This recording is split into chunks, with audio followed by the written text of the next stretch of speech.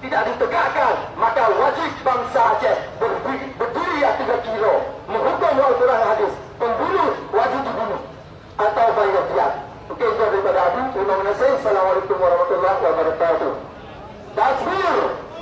Siap berjuang, siap untuk dengan Al-Quran, siap untuk dongkrak, siap merdeka.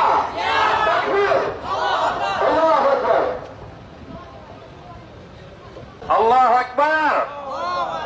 InsyaAllah suara rakyat Aceh untuk keadilan, insyaAllah kami akan mendesak DPR RI. Habis lebaran ini kami ke DPR RI untuk mengawal kejadian pembunuhan Aspiani alias Imam.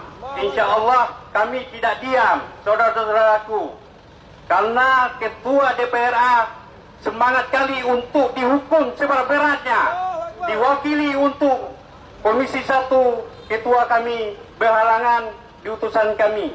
Itu aja yang kami sampaikan. Assalamualaikum warahmatullahi wabarakatuh. Waalaikumsalam. Teman-teman sekalian peserta aksi, pernyataan Bapak Dewan sudah kita dengar.